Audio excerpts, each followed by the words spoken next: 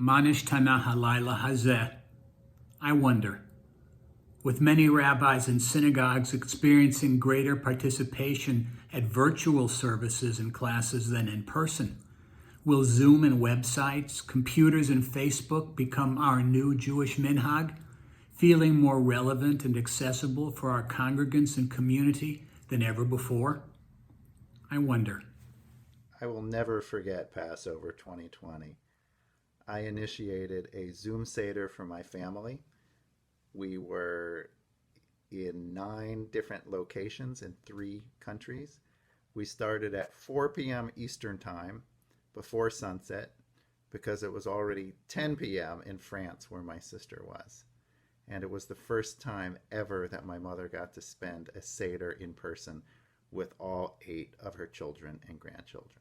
Alone in isolation, I wanted to do something and participate in something tonight, so I tuned in to Queens College in Charlotte to they had the Jewish Studies Department had a virtual Seder, and it was really a nice experience. And tomorrow I'm going to do Zoom with my family in Charlotte and my family in Geneva, and so we're making the best of it. Thank you. Passover is my favorite holiday because the way it tells the story so that it can reach anybody. This year was a little different. We had a Zoom Seder, but it was the first time ever that my parents, ages 93 and 94, our adult children with their significant others on opposite sides of the country, and my 2 sisters could all be at the same Seder. And to me, that was very true and very meaningful about the story we were telling. How is this night different from all other nights? How was this Passover different from all other Passovers? This year we've seen a level of creativity and connectedness that is startling, and sometimes even better than when we see people in person. We were only able to see our children and grandchildren by video, but it worked, and we will keep on working together. This night was different because I got to explore various Haggadot, my favorite thing, with a whole slew of people, including family from around the country. On all other nights, the only apple on the Seder plate is in the Charoset, but on this Seder night, we had an apple on our Seder plate to represent the doctors and other healthcare workers who are working to help us find freedom from COVID-19, an apple a day after all. To represent the grocery store and other food service workers who are making sure that we can have food. Teachers who have turned around their teaching so we can keep learning, parents who have become teachers, and the technology that has enabled all of us to connect and find freedom even when we're stuck at home.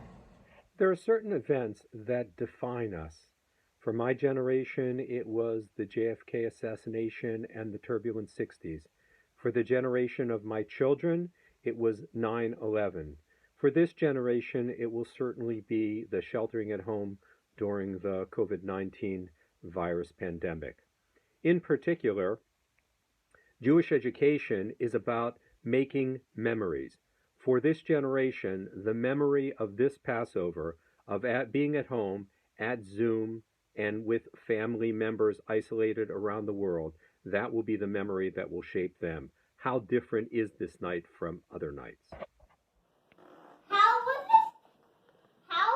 was this night different from all other nights? Tonight, we dine separately and yet together by Zoom. Tonight, the TV joins us at the table so we can see our family and friends a little closer to life size.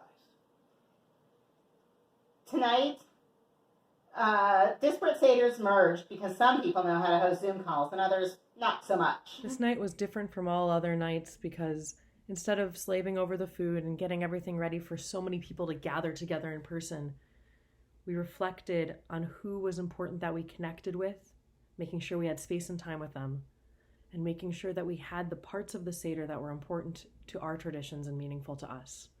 In many ways, this year, we had the Seder that we needed more than the one we wanted. And that was a beautiful thing.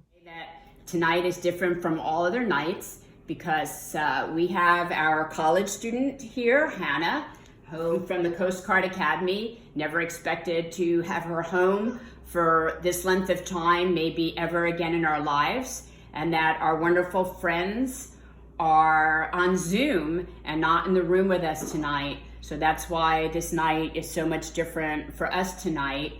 And I also want to thank God on this night for our blessings in having food and having company and friends this way. Anybody else? Why is this night different from all other nights? Because we don't know what will be when we come out the other side. For the first time in many of our lives, we are really feeling the fear and anxiety that underpinned the first Pesach. Where will this journey lead? Will my family and friends survive it? Will I survive it? We are being pushed out of familiarity into the wilderness of the unknown.